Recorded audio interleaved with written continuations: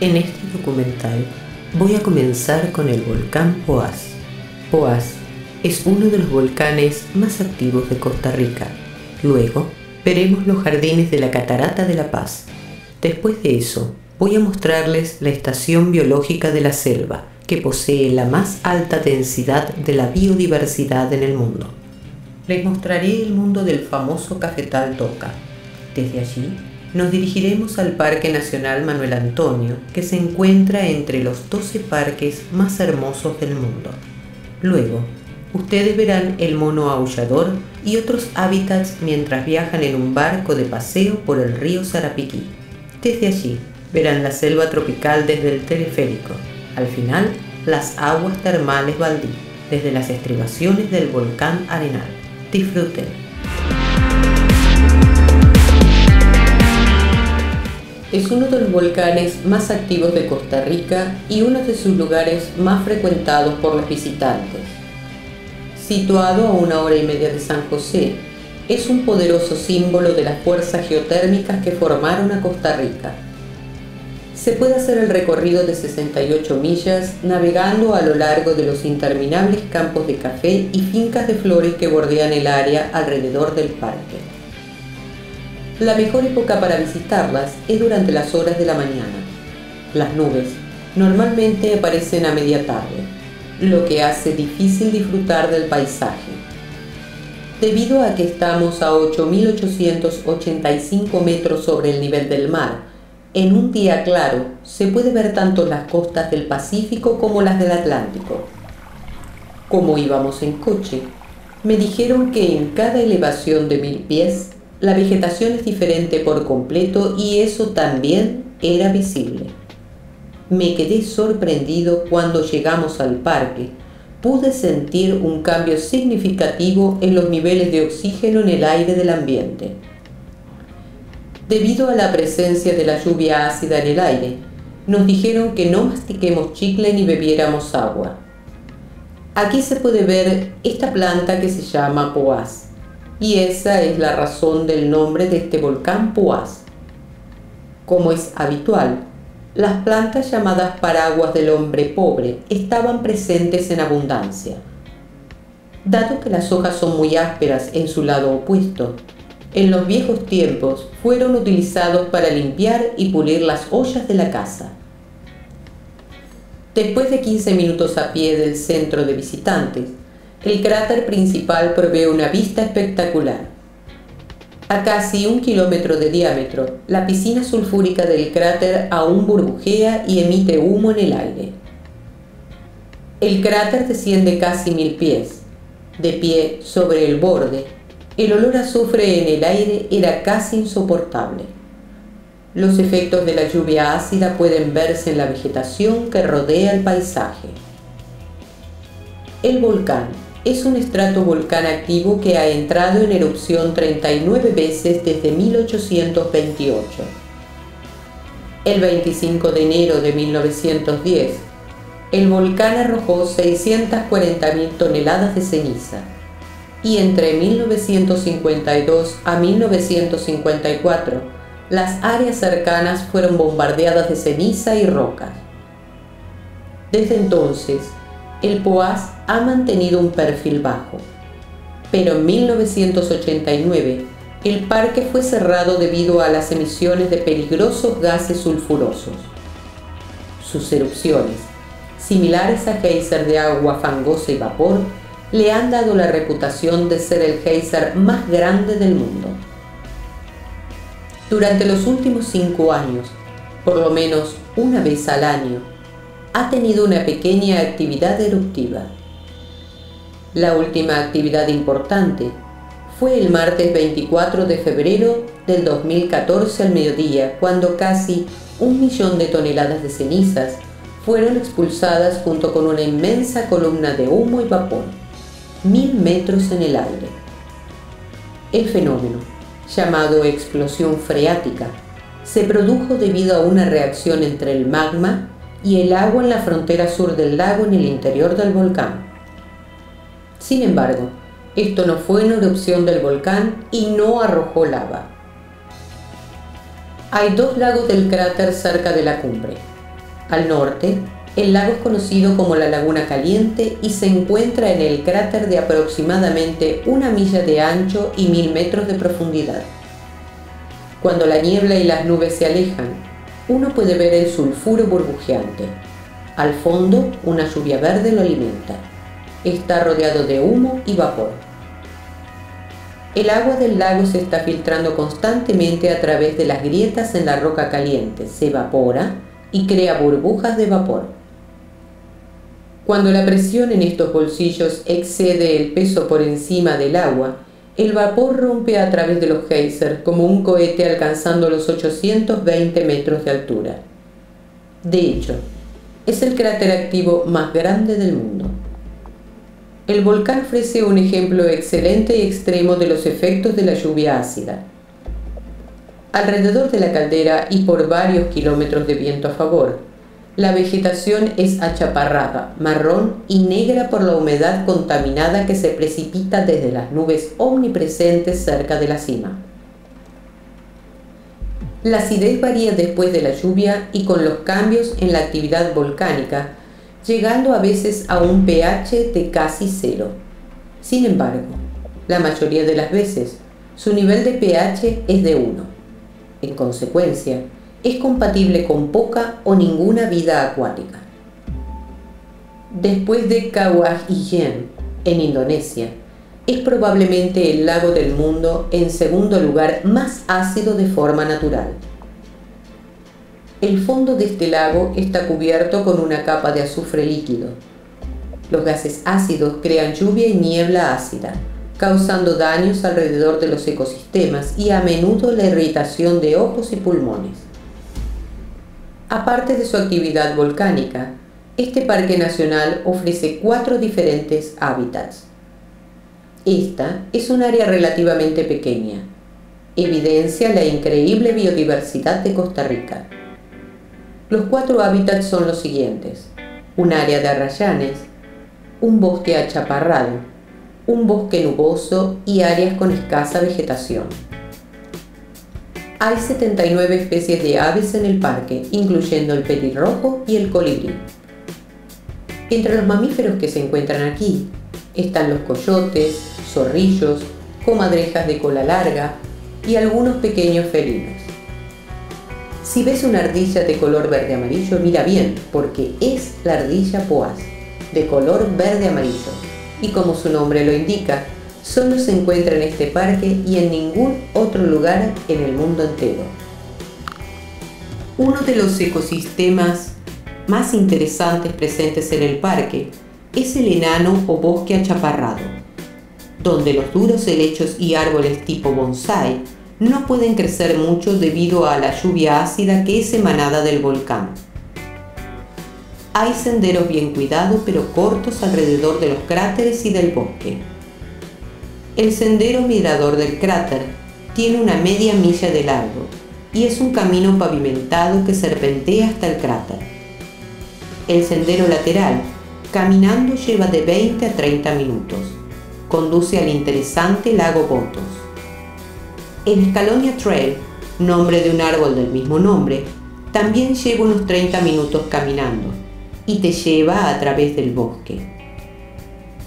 Es importante tener en cuenta que el clima aquí es extremadamente húmedo y que incluso si no llueve, necesitarás un buen calzado para los caminos fangosos, así como un impermeable y un suéter.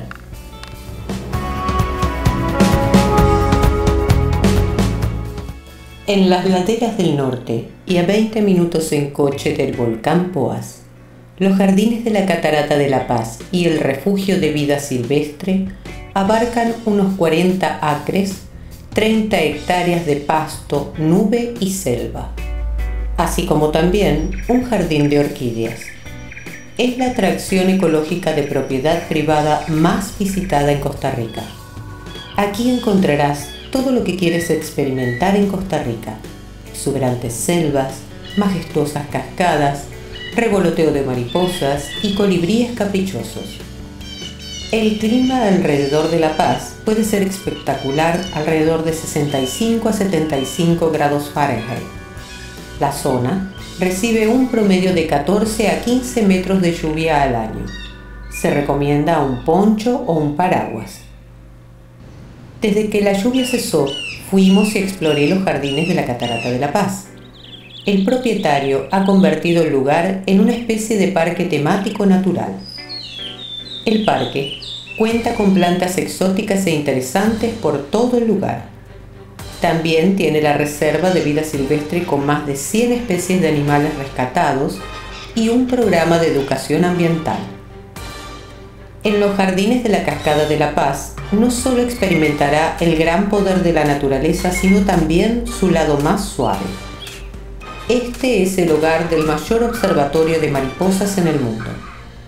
La estructura cerrada permite que las mariposas vuelen libremente en medio de su hábitat natural. Esta es una oportunidad educativa increíble. Contamos con un guía local dispuesto a responder a cualquier pregunta. Aquí, un laboratorio que hace de caldo de cultivo para las innumerables especies que están revoloteando. Ofrece una perspectiva interesante en las etapas de desarrollo de las especies más coloridas de Costa Rica. Con más de 4.000 criaturas frívolas en el observatorio al mismo tiempo, los visitantes estarán encantados con un posible beso de las mariposas, o tal vez dos. Los jardines de la Catarata están situados en la selva.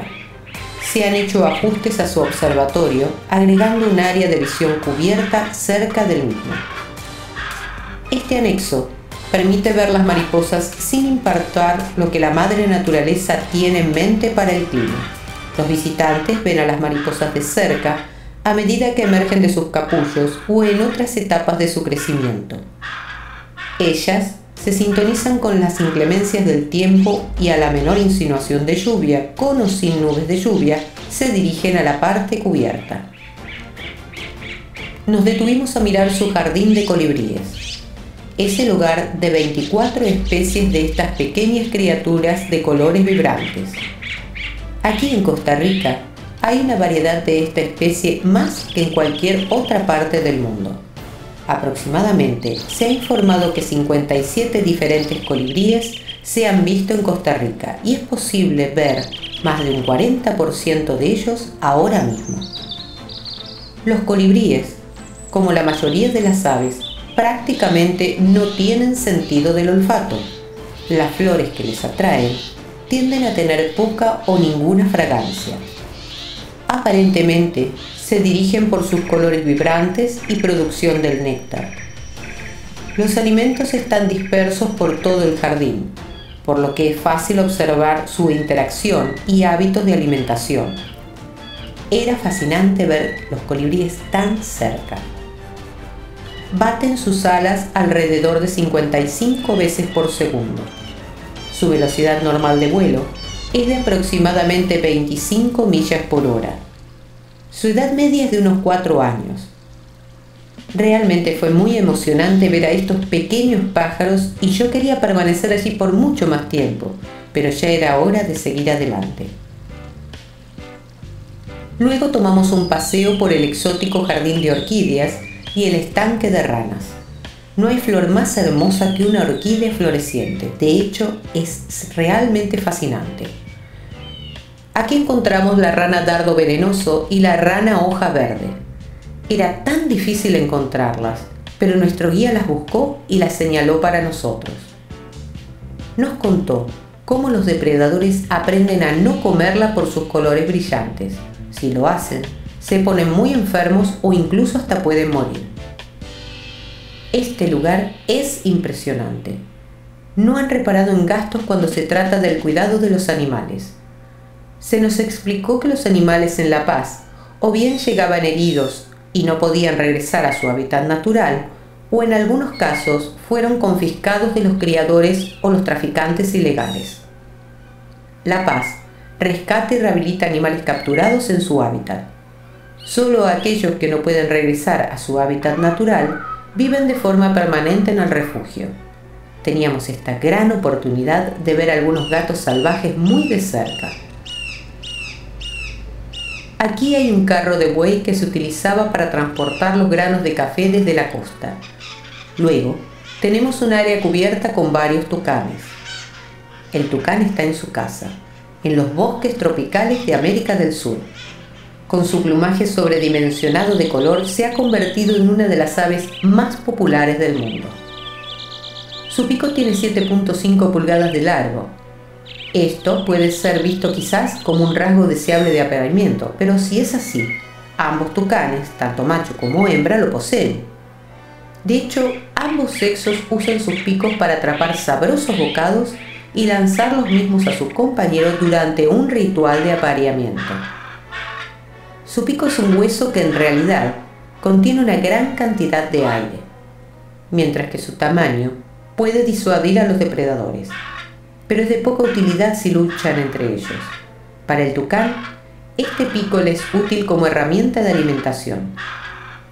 Lo usan para llegar a la fruta en las ramas que son demasiado pequeñas para soportar su peso y también para limpiar sus plumas. Aquí también hay loros. Estos pájaros poseen la inteligencia y el temperamento de un niño de 2 años de edad. Cenan casi exclusivamente una suculenta cantidad de semillas, nueces, frutas y vegetación. Los loros se aparean en parejas monógamas, con casas construidas en los troncos de los árboles huecos. Poseen 4 dedos en cada pie, 2 apuntando hacia adelante y 2 apuntando hacia atrás. Esto les concede la destreza necesaria para agarrarse a las ramas de los árboles o tomar alimentos. Llegamos al área de los monos. Estos monos son distintos en apariencia de otros primates de América Central. Los monos aulladores son famosos por las vocalizaciones increíbles hechas por los machos adultos. Sus aullidos se pueden escuchar a más de 1 kilómetro de distancia a través del bosque. A menudo hacen llamadas al amanecer y al atardecer o en respuesta a las personas, aviones, lluvia, trueno o mismo a otros aulladores. Algunos biólogos concluyeron que el aullido se utiliza como un mecanismo de separación entre los individuos o para comunicarse dentro del grupo. Los aulladores casi nunca descienden al suelo, excepto para viajar entre las islas de árboles en un mismo hábitat. Son relativamente comunes en los bosques de Costa Rica. Como se puede esperar, esta zona era muy popular entre los turistas. Hasta un par de monos reconocen sus propios nombres. Era el momento de una pausa para el almuerzo. Su restaurante ofrece una amplia variedad de comida en su buffet.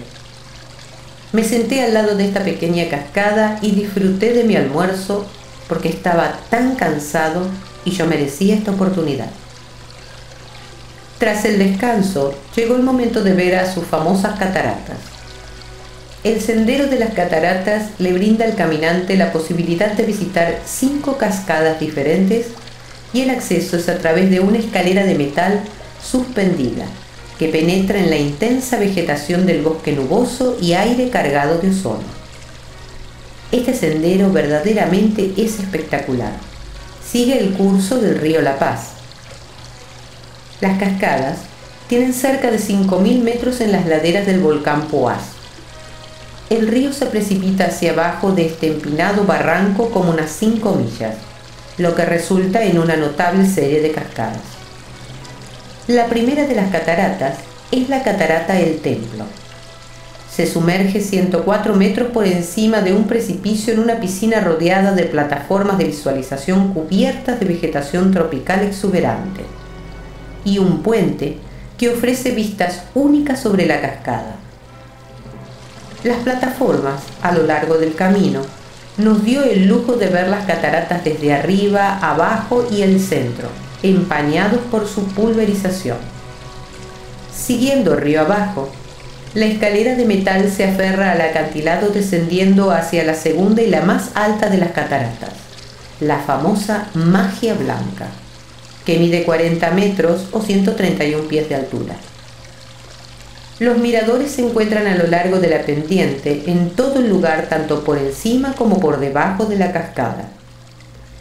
Una plataforma permite observar el choque ensordecedor de Magia Blanca a unos 20 metros abajo.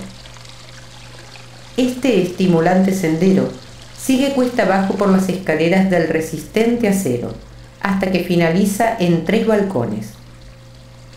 Desde estos puntos de vista, puede ver las cataratas Encantada, que es de 65 pies, su contraparte menor, la Catarata Escondida, y al borde de la cascada final, la Catarata La Paz, que tiene 110 metros de altura. Para ver la Catarata de La Paz en todo su esplendor, debe conducir o caminar a lo largo de la vía pública que pasa justo delante de ella. La cascada y el área circundante sufrieron daños muy severos en el terremoto de 6.1 de magnitud el 8 de enero del 2009. Los derrumbes dañaron el camino que corre junto a la cascada. Una vez que llegan al final del camino, se darán cuenta que han descendido unos 400 escalones. Pueden optar por subir hacia atrás, por la quebrada, por el camino que han venido, o tomar el servicio de transporte gratuito proporcionado por los jardines que los llevará de vuelta al área de recepción. Nosotros tomamos el camino más fácil y saltamos al servicio de transporte.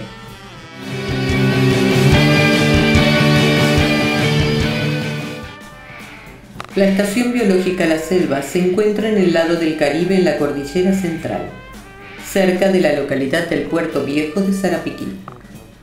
Es un viaje de 2 horas y media desde San José y ofrece una excelente excursión para un día lleno de vida salvaje. Más de 100 especies de mamíferos y 440 especies de aves han sido identificadas aquí, incluyendo guacamayas verdes.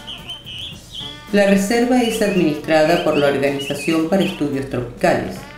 Cuenta con varios kilómetros de senderos accesibles, muy bien mantenidos. Costa Rica se considera que posee la biodiversidad más grande del mundo. Mientras que abarca solo una tercera parte de un porcentaje de la superficie de la Tierra, aproximadamente el tamaño de Virginia Occidental, Costa Rica contiene el 4% de las especies que se estiman existen en el planeta. Cientos de estas especies son endémicas de Costa Rica, lo que significa que no existen en ningún otro lugar sobre el planeta Tierra. Estas especies endémicas incluyen ranas, serpientes, lagartos, jilgueros, colibríes, topos, ratones, cíclidos y gobios, entre muchos más. Si desea ver la mayoría de ellos en un solo lugar, la selva es el lugar adecuado para venir. Los mejores horarios para observar la vida silvestre son temprano en la mañana y el atardecer, en especial alrededor de los pozos de agua. Los excursionistas y observadores de ave encontrarán senderos sobresalientes en la selva tropical virgen. El río Sarapiquí es un excelente lugar para conseguir sus emociones como el rafting o el kayak. Si quiere realizar excursiones más tranquilas, puede visitar la plantación de banano, ir a la excursión de chocolate o el jardín de las mariposas. Si ustedes desean permanecer aquí por unos días, este lugar también tiene su hotel propio. The Selva Green Lodge cuenta con 570 hectáreas de increíble reserva forestal, un oasis de encanto y serenidad completa. El albergue cuenta con un puente colgante que conecta al Eco Hotel con la reserva de selva tropical. En los terrenos pueden disfrutar de un paseo a lo largo de los pasillos de paja adornados con plantas tropicales. También lo está esperando una atractiva piscina cerca de la zona del comedor, en un lugar fresco para relajarse y refrescarse después de un día de aventura explorando la selva. El hotel, situado cerca del río Sarapiquí, cuenta con encantadoras habitaciones. El río se eleva por encima del piso de la selva en plataformas elevadas, con unas vistas únicas de la vegetación circundante. Las habitaciones alojan a 4 personas en camas individuales. Los 5 bungalows de la selva tropical fueron recientemente remodelados. Están dentro del bosque cerca del jardín botánico. Tienen aire acondicionado y amplias terrazas. En este parque, los murciélagos son abundantes y durante el día es muy difícil encontrarlos. Los murciélagos desempeñan una serie de funciones importantes en los ecosistemas forestales tropicales. La mayoría de los murciélagos vuelan de noche para alimentarse de insectos, pero algunos de ellos se especializan en pescados e incluso ranas. Aquí está la galería de las termitas, escondidas en el tronco de un árbol a la derecha de los murciélagos.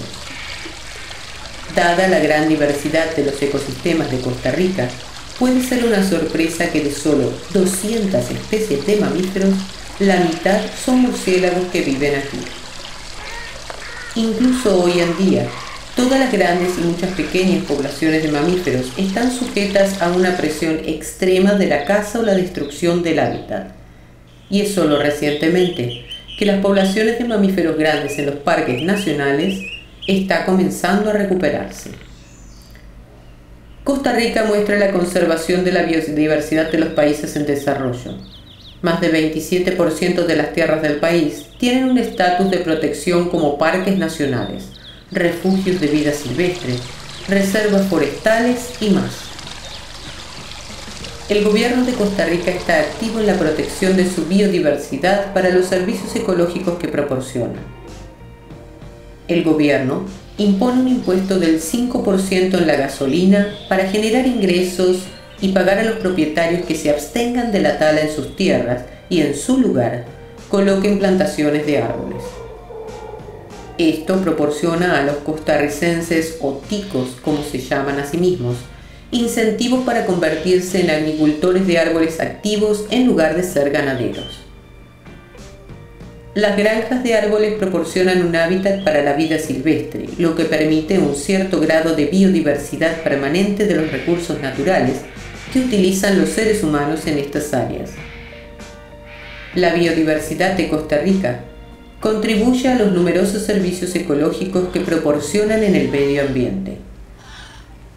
Todos los aspectos del ecosistema de las diferentes especies de plantas a la diversidad de especies animales contribuyen a los servicios naturales, como la purificación del agua, suministro de alimentos, combustible, fibra, productos bioquímicos, ciclo de nutrientes, la regulación del clima, la polinización y dispersión de semillas, solo por nombrar unos pocos.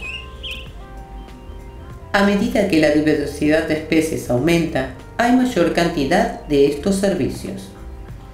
La biodiversidad ha contribuido a la economía de Costa Rica. El ecoturismo trae $1.920.000 en ingresos para el país. El ecoturismo se define como turismo dirigido hacia entornos exóticos a menudo amenazados naturalmente, especialmente para apoyar los esfuerzos de conservación y observar la vida silvestre.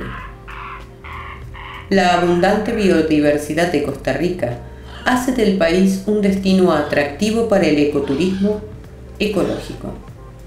39% de los turistas citan a la naturaleza como la razón principal para visitar el país. La industria rentable del ecoturismo atrae a las empresas para sacar provecho de estos recursos mediante la protección y preservación de los mismos en un lugar de consumirlos. Una de las amenazas a la biodiversidad de Costa Rica es la población en rápido crecimiento, el desarrollo de las costas para la industria del turismo y las dañinas prácticas agrícolas contribuyen todas ellas a la contaminación y la degradación ambiental. La práctica que causa la mayor preocupación por el medio ambiente de Costa Rica es la deforestación. Tienen la cuarta tasa más alta de deforestación en el mundo. Casi 4% de sus actuales tierras boscosas se cortan cada año. Se eliminan los árboles de la tierra para la cría de ganado. Esta es la causa más común de la deforestación. Esta forma de daño ambiental, junto con el cultivo de monocultivos, conduce a áreas en las que solo unas pocas especies de plantas están presentes. En última instancia, la disminución de la diversidad de plantas conduce a una disminución de la diversidad animal.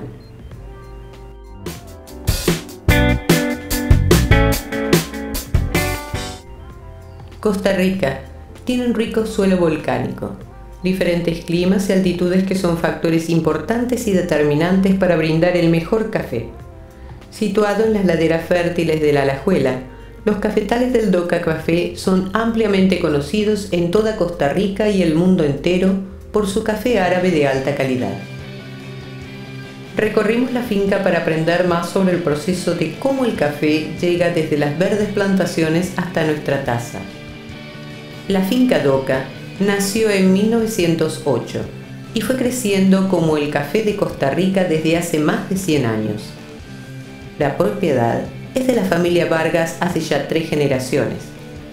La granja utiliza el mismo molino centenario de agua importado de Inglaterra para alimentar su planta de procesamiento. Este es un edificio de estilo rústico recientemente designado como Patrimonio Histórico y Arquitectónico por el Gobierno de Costa Rica. Por lo tanto, la finca Doca obtiene el premio de adquirir su propio nombre, 3 generaciones.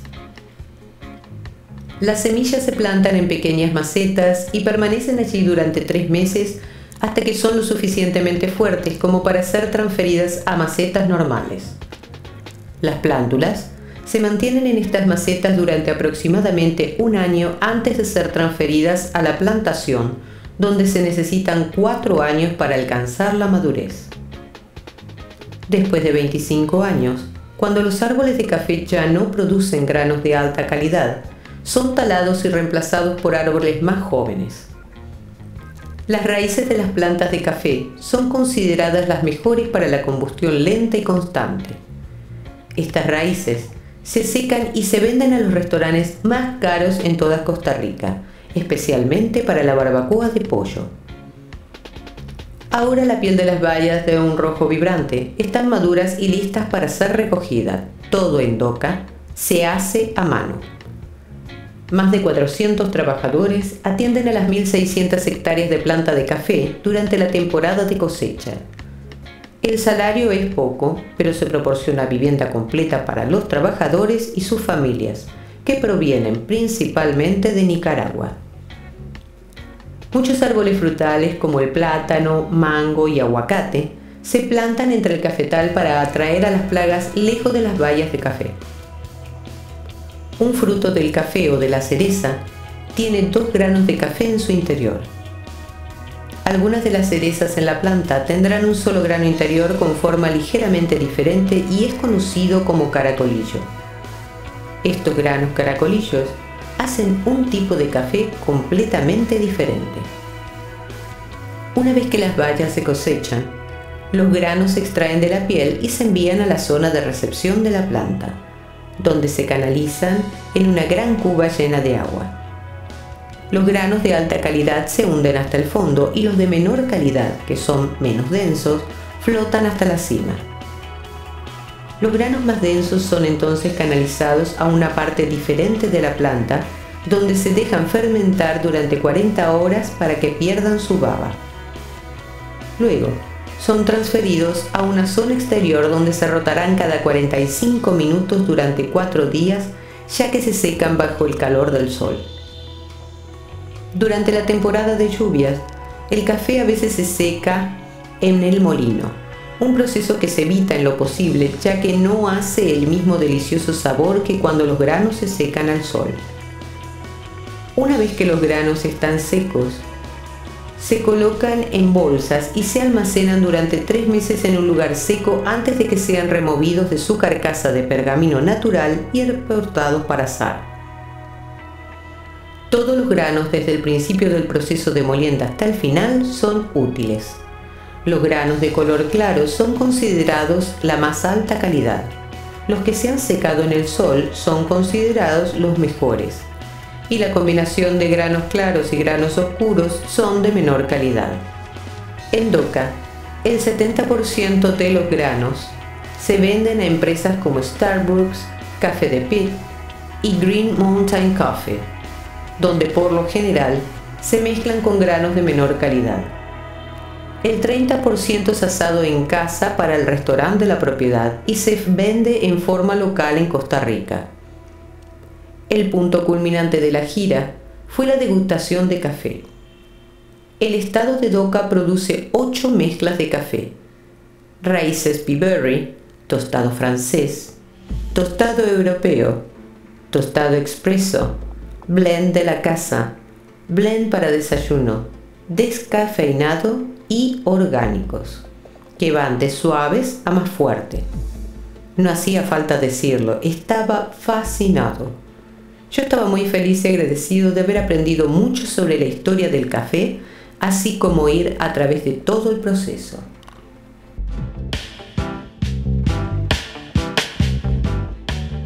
Desde San José, dependiendo del tráfico, el viaje al Parque Nacional Manuel Antonio toma alrededor de 3 a 4 horas. A mitad de camino, justo antes de cruzar el río Tárcoles, nos detuvimos para desayunar y ver a los famosos cocodrilos del río. Este río es de 69 millas de largo y su cuenca cubre más de 1200 millas. Ayuda a irrigar zonas agrícolas importantes del país. Además, el río también ayuda a generar electricidad. Este río, sin embargo, no es un buen lugar para nadar, ya que está altamente contaminado. Se lo considera el río más contaminado de Costa Rica porque lleva la mayor parte de las aguas residuales de las ciudades centrales. Este es el río más conocido por la cantidad de cocodrilos americanos. Se dice que el río Tárcoles tiene una de las mayores poblaciones de cocodrilos en el mundo entero: 25 cocodrilos por kilómetro cuadrado. La mayoría de las veces estos grandes reptiles pueden crecer hasta una longitud de 7 metros. Se pueden observar nadando por el río o tomando sol a lo largo de los bancos. Vi más de 40 cocodrilos como si estuvieran esperando a que alguien se caiga desde el puente y conseguir así una comida decente. Un par de meses después de visitar este lugar, había leído la noticia de que un hombre no identificado saltó desde el puente en el río. En un par de minutos, él fue comido por estos cocodrilos. Además de los cocodrilos, el río también es compatible con más de 50 especies de aves migratorias y nativas y costeras. El Parque Nacional Manuel Antonio es uno de los 12 parques nacionales más bellos del mundo. Este parque está justo al sur de Quepos, en la costa del Pacífico, a 82 kilómetros de San José. El parque es de fácil acceso y tiene una buena selección de hoteles y restaurantes. Dado que el acceso al parque en sí está cerrado a los vehículos, tenía que ir a modo de excursión a la reserva que cruza el arroyo. Ponce de León, el explorador español en busca de la fuente de la juventud, descubrió a Manuel Antonio en 1519. En 1972, para las futuras generaciones, el pueblo de Costa Rica decidió conservar este parque. Debido a sus hermosas playas y una rica fauna, este es uno de los parques más visitados de Costa Rica. A pesar de que es el parque nacional más pequeño del país, la impresionante belleza y diversidad de la fauna silvestre en sus 683 hectáreas es inigualable. Este parque recibe hasta 150.000 visitantes al año. El hábitat consta de fauna primaria y secundaria con 109 especies de mamíferos, incluyendo mapaches, iguanas de cola espinosa, verdes y negras, perezosos de 2 dedos y cara blanca, los raros y adorables mono ardilla. El parque también alberga 184 especies de aves, como tucanes, pájaros carpinteros, buitres, petirrojos, periquitos y halcones. Serpientes y varias especies de murciélagos también son comunes.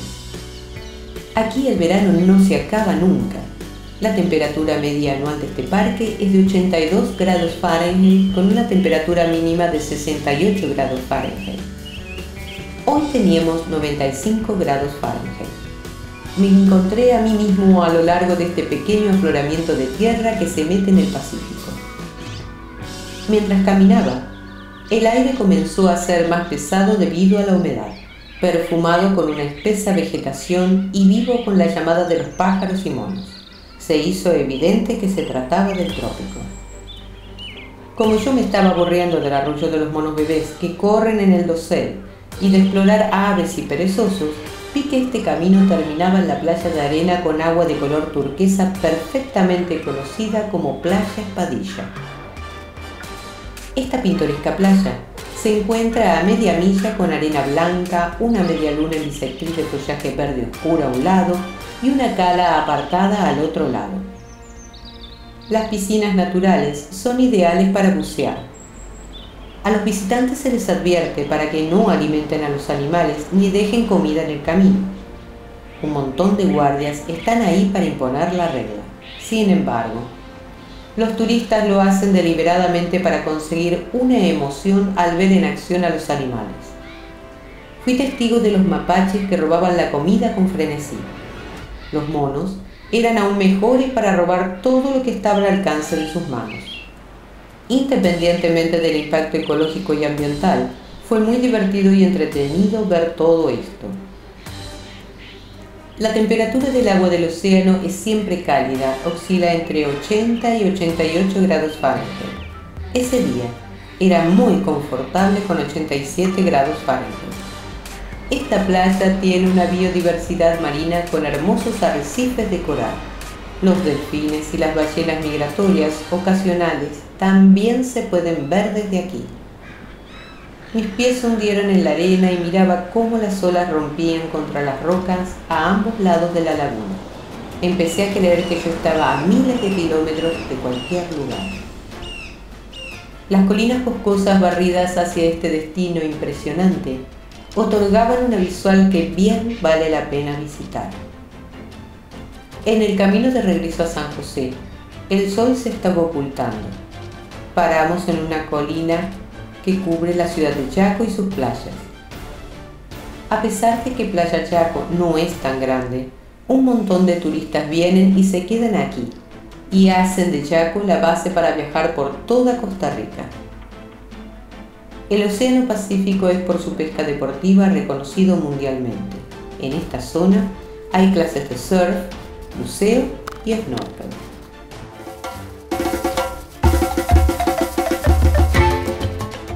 Lejos de la locura de San José y los destinos turísticos más concurridos, decidí tomar un descanso y disfrutar de un ritmo lento de vida. Por eso, fui a dar un paseo en barco por el río Sarapiquí, que se encuentra en un área remota cerca de la frontera con Nicaragua. Es un pueblo pequeño y tranquilo al norte de San José, en las tierras bajas del Caribe. La gran atracción del lugar es este barco turístico conocido como lancha. El paseo en este estrecho barco dura aproximadamente 1 hora al aire libre con techo, que cómodamente caben 30 personas. Tenía asientos de madera y plástico para sentarse con espaldares. A pesar de que solo hay una delgada línea del bosque natural en las orillas de los ríos, ellas están repletas de vida silvestre, monos aulladores, iguanas, cocodrilos, aves, murciélagos miniatura y, por supuesto, la sensación de navegar por un río en la selva. Nos dijeron que nos sentáramos y observáramos la fauna que nos rodeaba. Observarán un verdadero safari. Si pueden, traigan sus binoculares. Los monos, perezosos, iguanas, caimanes y una gran variedad de aves estarán tratando de ocultarse, pero podrán verlos cuando salen del follaje para darles la bienvenida al tour. Los árboles allí están llenos de monos aulladores. Ellos estaban saltando de una rama a otra y fue muy divertido verlos. Mientras que sentíamos el contacto cercano con la naturaleza, relajándome en este paseo en bote por el río Sarapiquí y admirando el entorno inspirador, el guía de la embarcación continuó explicando acerca de la flora y fauna del lugar. Él nos mostró un par de perezosos sentados inmóviles en un árbol. El perezoso crece hasta el tamaño de un perro de tamaño mediano. Tiene una pequeña cabeza y la cara plana con nariz chata, ojos pequeños y brillantes y orejas aparentemente rudimentarias. Sus largos y huesudos brazos están bien desarrollados, con garras curvas que se enganchan y agarran las ramas de las cuales está casi toda su vida suspendido boca abajo. Ellos pasan hasta 18 horas al día durmiendo, acurrucados con sus pies juntos y su cabeza escondida entre las patas delanteras. La digestión de un perezoso funciona tan lentamente como sus otras funciones corporales. Su tasa metabólica es la mitad de las otros 2 animales de tamaño similar. y la comida se mantiene en su estómago durante un máximo de una semana. Por lo tanto, ha desarrollado un gran estómago y tracto intestinal para procesar grandes cantidades de alimentos relativamente digeribles. Cuando la naturaleza llama una vez a la semana, el animal desciende hasta el suelo, donde cava un pequeño agujero con sus patas traseras. A continuación, defeca, orina, lo cubre con hojas y vuelve a su vida arborícola. Una manera fácil de encontrar perezosos es mirar hacia arriba en el verde follaje de los árboles de cecropia, que constituyen uno de los alimentos básicos favoritos de ellos. Los individuos más aventureros pueden incluso estar tomando sol, fingiendo la muerte a mitad de un árbol. De repente el guía apuntó su puntero de luz hacia el tronco de un árbol. No pudimos darnos cuenta hasta que prestamos mucha atención. Eran los murciélagos que se alineaban totalmente camuflados. Se los conoce como gran potó. Se posan en posición vertical sobre tocones de árboles y sostienen arrogantes sus cabezas de halcón en lo alto. Los murciélagos son animales nocturnos. Esto quiere decir que duermen durante el día y son activos durante la noche. Esta especie de murciélagos prefieren descansar en comunidades. El guía también nos mostró una iguana, una rana dardo venenoso y un lagarto Jesucristo. También explicó que las lagartijas Jesucristo se llaman así porque caminan sobre el agua. Un par de personas estaban pescando en medio del río y muy amablemente nos enseñaron sus capturas del día. El río Sarapiquí es considerado un monumento histórico natural, ya que era un medio de transporte en la guerra contra los filibusteros en 1856. Donde los costarricenses lucharon por mantener la libertad frente a la amenaza extranjera. En el siglo XIX, el puerto viejo de Sarapiquí fue un puerto fluvial de exportación de un floreciente café y el único vínculo con las tierras costeras del este. Las fortunas cayeron en picada con la construcción de un puerto en la ciudad de Limón y cerca de Moín, y hoy el puerto viejo tiene un aire un poco deteriorado. Las actividades del terrorismo nicaragüense hicieron de esta una zona peligrosa en la década de 1980. Pero ahora que la situación política ha mejorado, los barcos una vez más surcan la ruta vieja por el río Sarapiquí y el río San Juan, en la frontera de Nicaragua, desde donde se puede viajar aguas abajo de Barra del Colorado o el Tortuguero. Las guerras de palabra todavía de vez en cuando estallan entre Costa Rica y Nicaragua, pero no me concierne porque soy un visitante. Hace calor aquí. Estamos en el verdadero trópico. Existen amplios sectores del Sarapiquí que están anegados la mayor parte del año y los canales de agua son aún medios vitales de comunicación en toda la zona.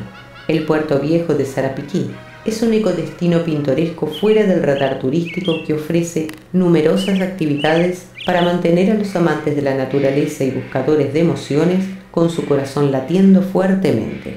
Desde el ciclismo de montaña a rapel, rafting, paseos a caballo, hasta mirar aves y disfrutar la vida silvestre, son algunas de las actividades que atraen a los visitantes a este destino.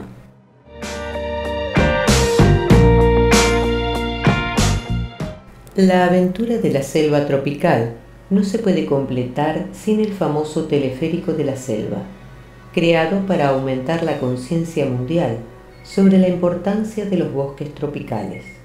El teleférico atlántico de la selva tropical le permitirá descubrir los secretos ocultos y jardines colgantes de la selva desde una perspectiva impresionante.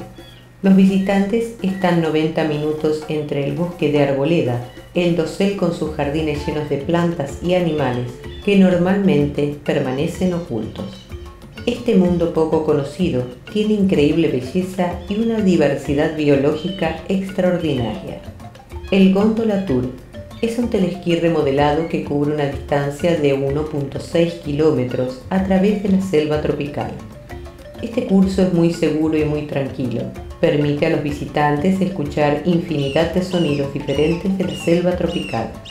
Esta zona tiene 1.200 acres de reserva privada, compartiendo una frontera de 6.2 millas con el Parque Nacional Braulio Carrillo y constituye una zona de amortiguación entre las tierras del parque y la granja. A diferencia de un desierto, el agua no es escasa en la selva tropical. Aún así, hay una intensa competencia. La competencia es por la luz y los nutrientes. Con muchos árboles altos formando un dosel de varias capas, no hay mucha luz que llegue al suelo de la selva, y la competencia por la luz es intensa. A veces el suelo de la selva puede estar relativamente desnudo, porque simplemente no hay suficiente luz. Con esta competición como telón de fondo, la profusión de las epífitas y lianas de la selva tropical tienen sentido. En lugar de crecer enormes troncos para sostener sus hojas hacia la luz, las epífitas y enredaderas forman trampas, creciendo de arriba hacia abajo. Y así es como funciona. Un mono o un pájaro come el fruto de una epífita y corren o vuelan a otro lugar, donde ellos defecan. Las semillas, incrustadas en una rica pila de heces, quedan atrapadas en la corteza o en la entrepierna de un árbol alto en el dosel, donde hay más luz. En el caso de las vides, ellas rápidamente extienden las raíces hacia el suelo para obtener los abundantes minerales. Las epífitas pueden crecer contra el árbol o forman una cuenca en declive en sus hojas. La cuenca se llena con una mezcla de agua y las heces de los animales del dosel, y las epífitas pueden extraer minerales de este agua atrapada. No existe mejor estrategia de esto como la que nos muestra la higuera estranguladora. Las semillas germinan en la corona de la cubierta y una raíz se desliza hasta el suelo del bosque. Al hacer contacto, inmediatamente comienza a enviar los nutrientes hacia arriba, y el higo de la corona responde dejando caer raíces adicionales por el tronco. Con el tiempo, las raíces rodean completamente el tronco y comienzan a fusionarse. Arriba en el dosel de la higuera se forma la sombra por las hojas del árbol huésped. El árbol huésped enferma y muere, y con el tiempo se descompone. Esto deja a la higuera estranguladora ser alta, con raíces fusionadas que forman un tronco hueco tan alto como el árbol original. Al obtener la luz, es solo la mitad de la historia. Los nutrientes pueden ser difíciles de conseguir. Las fuertes lluvias disuelven los nutrientes del suelo de los bosques y los llevan lejos. El lecho de roca es lento para dar minerales, y estos se lavan de nuevo rápidamente. Las plantas, por lo tanto, tienen que ir a los extremos para retener los nutrientes antes de ser lavados. En un bosque templado, muchos de los nutrientes se retienen en el suelo. Las hojas se descomponen y los nutrientes adicionales van al suelo para ser tomados con placer por los árboles. Cuando se tala el árbol y el bosque, el suelo restante es excepcionalmente rico y con cuidado sostendrá a la agricultura por mucho tiempo. Por otro lado, en el calor de los trópicos, las hojas se descomponen rápidamente y la lluvia amenaza con llevarse los nutrientes. Para detener esto, la naturaleza forma una alfombra gruesa de raíces. Por lo general, se forma a la derecha en la superficie, y las hojas se descomponen y liberan sus nutrientes directamente a las raíces. Los nutrientes nunca entran en el suelo mineral y por lo tanto no son propensos a ser arrastrados. Este efecto es particularmente pronunciado en los suelos más pobres de los trópicos. Otro aspecto importante de la competencia por los nutrientes es el papel que desempeñan los hongos. No solo los hongos ayudan a la descomposición de las hojas caídas, sino que muchos de ellos forman asociaciones con los nutrientes de las raíces de las plantas a cambio de comercializar el intercambio de azúcares. Estas asociaciones aumentan en gran medida la capacidad de las plantas en los bosques para obtener nutrientes. Una vez que el tour en teleférico terminó, pudimos ver varias hermosas flores alrededor de la zona. Aquí están algunos hechos sobre la selva tropical. Cubriendo menos del 2% de la superficie total de la Tierra, los bosques tropicales del mundo son el hogar del 50% de las plantas y animales de la Tierra. Más de 2.000 plantas forestales tropicales han sido identificadas por los científicos conteniendo propiedades anticancerígenas. Alrededor de una cuarta parte de todos los medicamentos que utilizamos provienen de las plantas de la selva tropical. El curare proviene de una vid tropical y se utiliza como anestésico para relajar los músculos durante la cirugía. La quinina, desde el árbol de la quina, se utiliza para tratar la malaria. Una persona con leucemia linfocítica tiene un 99% de posibilidades de que la enfermedad entre en remisión por la vinca rosea. Menos del 1% de las especies del bosque tropical se han analizado por su valor medicinal. Un tramo de 4 millas cuadradas típicas de la selva tropical contiene nada menos que 1.500 plantas con flores, 750 especies de árboles, 400 especies de aves y 150 especies de mariposas. Las selvas tropicales actúan como termostato del mundo, regulando las temperaturas y los patrones climáticos. También las selvas subtropicales son críticas para mantener el suministro limitado de agua potable y agua dulce en la Tierra. Estas selvas han sido llamadas las joyas de la Tierra y la farmacia más grande del mundo, ya que más de un cuarto de los medicamentos naturales se han descubierto allí. También son responsables del 28% del oxígeno del mundo. La temperatura en una selva tropical rara vez se hace mayor a 93 grados Fahrenheit o cae por debajo de 68 grados Fahrenheit. La humedad promedio es entre 77 y 88%. La lluvia es a menudo más de 100 milímetros al año.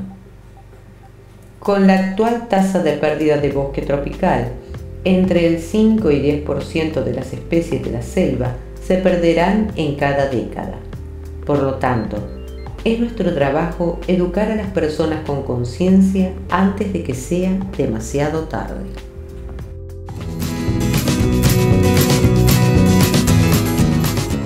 Salimos de San José temprano en la mañana para las agias termales de Valdí y en el camino nos detuvimos en esta hermosa ciudad de Grecia, Alajuela.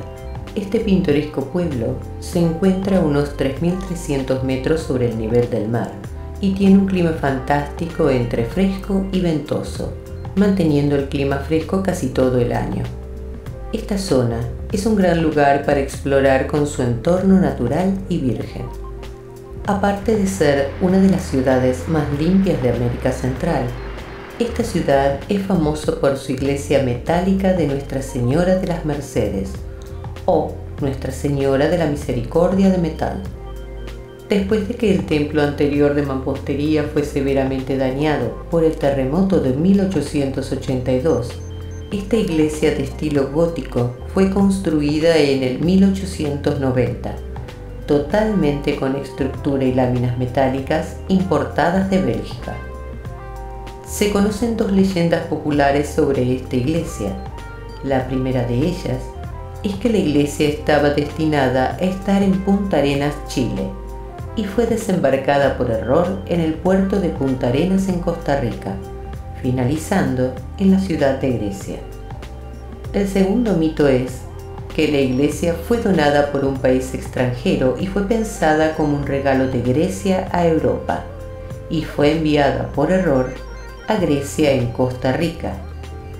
Obviamente, estos son solo leyendas. La verdad es que la importación, el transporte y la construcción de la iglesia se debe principalmente a la labor y el sacrificio de los campesinos y agricultores de la ciudad de Grecia, que hicieron un gran esfuerzo económico para pagar el templo. La comunidad local tico aquí es muy amable y con entusiasmo dan la bienvenida a los visitantes en sus hogares, así como en sus corazones. En cualquier parte de esta región que fui, he visto enormes réplicas de los carros de ruedas impulsadas por caballos que fueron utilizados alguna vez para llevar los granos de café y otros productos. Son brillantes y bellamente pintados con diseños costarricenses de la época. En algunos lugares vi solo las ruedas de los carros. Una vez más, estaban bellamente pintadas con el diseño tradicional. Al igual que cualquier viaje, los organizadores se aseguran de llevar a los visitantes a ir de compras. Paramos en uno de los lugares y las mujeres corrieron hacia la tienda a comprar cualquier cosa, mientras que la mayoría de los hombres nos sentábamos aburridos. Por lo menos yo lo hice. De cualquier manera, es bueno ver artesanías bellamente pintadas que representan la cultura de Costa Rica. Estos lugares son agradables para parar, comprar algunos recuerdos a un precio muy razonable. Después de varias advertencias, las mujeres regresaron y continuamos nuestro viaje. Como era la hora de comer, nos detuvimos en un restaurante muy bien diseñado. La comida era muy buena y el ambiente era muy relajante. Flores y árboles hermosos eran abundantes y tuvimos la oportunidad de relajarnos. Después del almuerzo, nos fuimos al Hotel Spa de las Aguas Termales de Valdí. Se encuentran ubicadas en el corazón de Costa Rica, en la base del volcán Arenal. Cuando llegamos allí, estaba lloviendo, pero como de costumbre, así como llega la lluvia con fuerza, se va muy rápido también. Dado que Costa Rica es el hogar de 5 volcanes activos, las aguas termales volcánicas son una atracción popular. Aunque existen piscinas de agua termales en las diversas áreas en todo el país, la mayoría y mejor conocidas se localizan en la región de la Fortuna Arenal, cercana al volcán Arenal. Hay varias instalaciones similares en la zona del volcán Arenal, pero este es el centro de aguas termales de mayor expansión de todos. Este es el lugar para escaparse con la familia. Nos ofrecen 25 piscinas de agua caliente termominerales que fluyen naturalmente desde la base del volcán. Estas aguas medicinales son certificadas por el Laboratorio Nacional de Aguas del Gobierno de Costa Rica. Podrán disfrutar de las piscinas que varían las temperaturas de 93 a 152 grados Fahrenheit, que es una combinación adecuada para todo tipo de huéspedes. El agua caliente geotermalmente mineralizada es alimentada inicialmente por el agua de lluvia que se filtra en la tierra a través de fallas y fracturas. A medida que viaja hacia la tierra, se convierte en objeto de aumento de la energía del calor geotérmico natural y está expuesta a los gases y a una amplia variedad de minerales de los yacimientos de rocas minerales. El agua absorbe los minerales a través de la lixiviación. Se calienta luego por la fuente de calor geotérmica y finalmente vuelve a la superficie de la Tierra. Esta es la definición de la filtración de aguas termales. Es el tipo más popular de aguas termales en Costa Rica. Las principales aguas termales calientan el agua mineral en forma geotérmica, donde la actividad volcánica directa juega un papel mucho más importante en el proceso de la formación de estas aguas. Una de las distinciones físicas fundamentales entre una filtración termal y el principal agua termal es el mineral y el contenido de gas del agua, tales como el radón y bromuro. Las aguas termales primarias son a menudo alimentadas por cámaras de magma que existen millas bajo la superficie de la Tierra, así como en las regiones volcánicas activas. Estas aguas naturales tienen múltiples beneficios para la salud, tanto física como químicamente, debido a su temperatura y minerales orgánicos.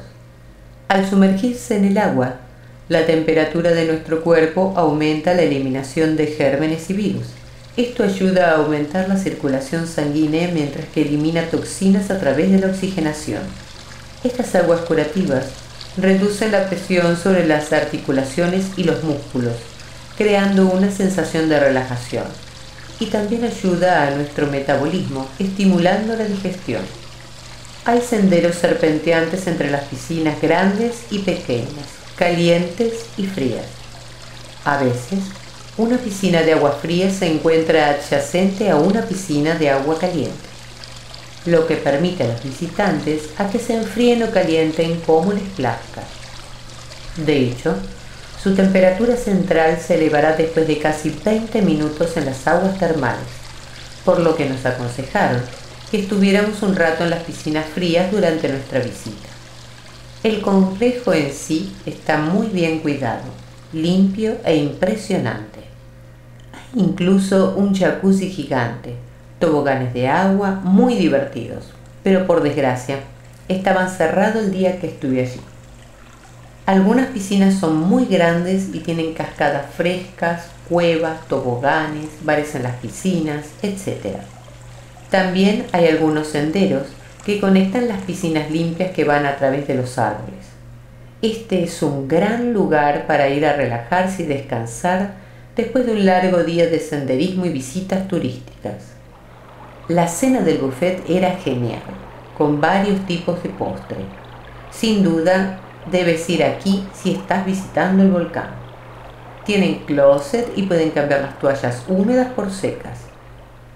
Los viajeros de todas partes vienen a ver el volcán Arenal en erupción y también a quedarse por las relajantes aguas termales. Si estás pensando o preguntándote qué tan cerca de la localidad está el volcán, te diré que está muy cerca. El complejo se encuentra realmente en la base del volcán Arenal.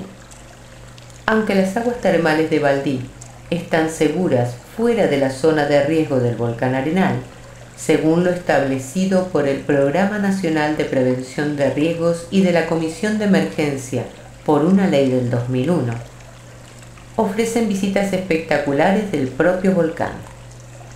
Una visita a las aguas termales de Valdí proporciona a los huéspedes una experiencia que es relajante y energizante, calmante y estimulante. Es una experiencia similar a un spa, pero simplemente que esto está inspirado en la selva tropical. Las aguas termales de Valdí son una mezcla perfecta de aguas termales naturales complementadas por un relajante resort. ¿Qué haces ahí? No mucho, no me malinterpreten. La experiencia es muy gratificante, pero no hay mucho por hacer. Los visitantes se sientan en piscinas llenas de agua termal disfrutando del relax. Cada manantial es una atracción caliente en una variedad de piscinas. Luego, ellos son libres de vagar por las aguas termales saltando de piscina en piscina en su tiempo libre. Más allá de ello, la experiencia de aguas termales abarca un poco más. De hecho, obliga francamente a los viajeros a sentarse y no hacer absolutamente nada, algo que la mayoría de las personas no tiene tiempo durante su rutina de todos los días, que es parte de la razón por la cual las visitas a las aguas termales son unas delicias para esas vacaciones tan deseadas. Así que si han decidido tomar unas vacaciones de relax a la hermosa Costa Rica, ¡fabuloso! ¿Qué mejor manera hay de conseguir un poco de descanso muy merecido y el rejuvenecimiento por sumergirse en las aguas termales a temperaturas terapéuticas temporizadas por un volcán? Suena exótico, ¿no? Confíen en mí, que se sienten aún mejor de lo que suena.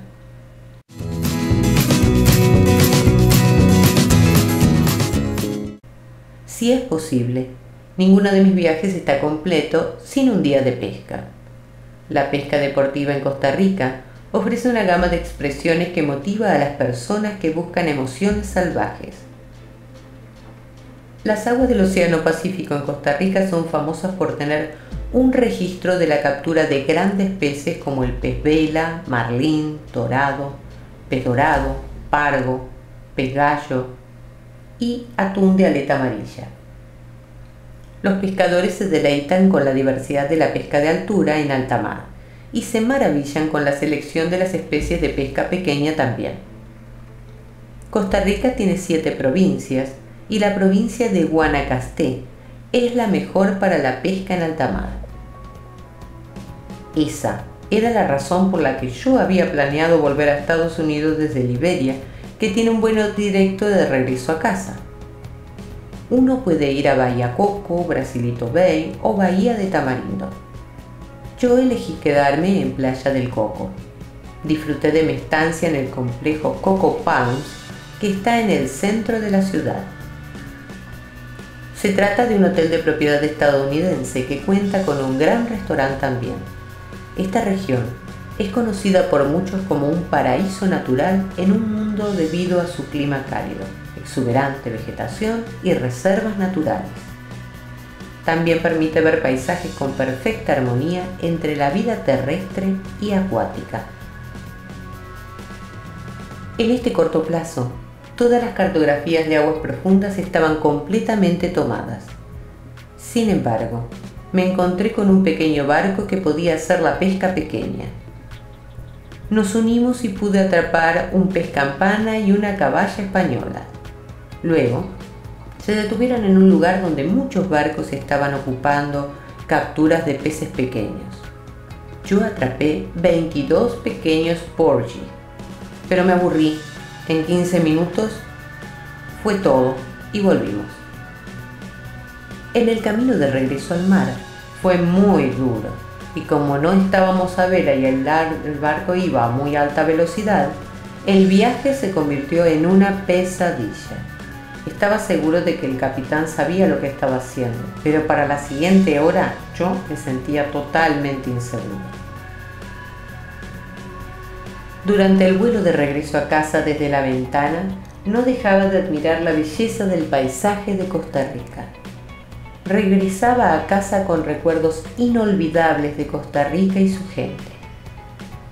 Cuando el avión casi cruzó el mar Caribe, mis ojos quedaron pegados en la hermosa isla Caimán. Se compone de 3 islas. Las 3 islas ofrecen buceo y las Islas Caimán son el hogar de varios lugares de buceo, donde los turistas pueden nadar con mantarrayas. Estas islas se veían tan hermosas desde allí arriba. Mi sangre comenzó a hervir e incluso antes de que pudiera terminar mi viaje a Costa Rica, ya empecé a planear mi próximo viaje. Hasta entonces, y como dicen en Costa Rica, pura vida.